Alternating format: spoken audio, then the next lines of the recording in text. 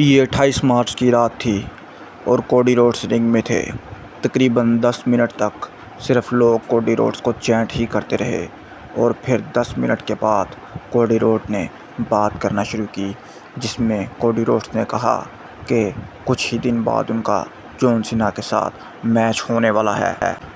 अभी Cody Rhodes का इतना कहना ही था कि रैंडी ऑर्टन ने अपनी एंट्री कर दी और उसके बाद रैंडी ऑर्टन ही बात करते रहे कोडी रोड्स के बारे में।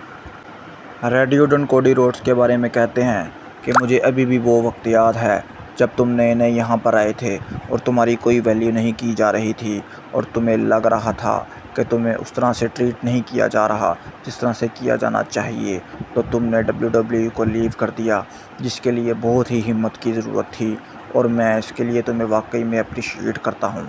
और फिर तुम दूसरी कंपनी में गए, वहाँ पर जाकर तुमने अपना नाम बनाया और मुझे यकीन था कि तुम वापस WWE में ज़रूर आओगे और एक बड़े नाम के साथ आओगे, और ठीक ऐसा ही हुआ। तुम्हारी हार्ड स्ट्रगल के बाद तुम दोबारा WWE में वापस आए और तुमने वो एक बड़ा मकाम हासिल किया। रैंडी ऑर्टन बोलते हैं कि सेथ रॉलिंस के साथ जो तुमने मैच किया था, तुम्हारा एक बाजू पूरा रेड था और बुरी तरह से इंजर्ड था, लेकिन बहुत ही ज़्यादा अप्रिसिएशन वाली बात है ये कि तुमने ना सिर्फ उस मैच में फ़ाइट किया बल्कि उस मैच में बुरी तरह से सेथ रॉलिंस को हराया भी। फिर वो कहते हैं कि उसके बाद तुमने रोमन रेंस तक को चैम्पियनशिप के मैच के लिए हरा दिया, जो कि बहुत ही बड़ी एक चीज़ थी। इस वजह से मैं तुमसे वाकई मोहब्बत करता हूँ। लेकिन रैंडी ऑर्टन बोलते हैं कि मैं अब आता हूँ पॉइंट की बात पे। रेसलमेनिया आने वाला है जिसमें मैं केविन ओवेंस को हरा दूँगा।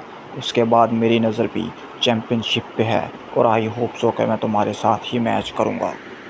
रैंडी ऑर्टन का ये बोल नहीं था कि ड्रू मैकिंटायर का म्यूज़िक प्ले होता है और ड्रू मैकिंटायर आकर रैंडी ऑर्टन को बोलते हैं कि तुमने ऐसा उखाड़ा ही क्या है कि तुम्हें चैम्पियनशिप के लिए मैच दिया जाए। मैंने तो बहुत ही ज़्यादा काम किया है जब तुम यहाँ से एब्सेंट थे, तो मैं डिज़र्व करता हूँ ये मैच और मेरा मैच होगा। ये कहकर वो कोडी रोड्स की तरफ बढ़े और इससे पहले कि कोडी रोड्स को वो कुछ कह पाते, कोडी रोड्स ने बुरी तरह से ड्रू मैकिंटायर पे अटैक कर दिया और ड्रू मैकिंटायर को रिंग से बाहर फेंक दिया और ड्रू मैकिंटायर को मजबूरन रिंग से बाहर भागना पड़ा डरते हुए। और इस तरह से ये सेगमेंट यहीं पर एंड हो गया।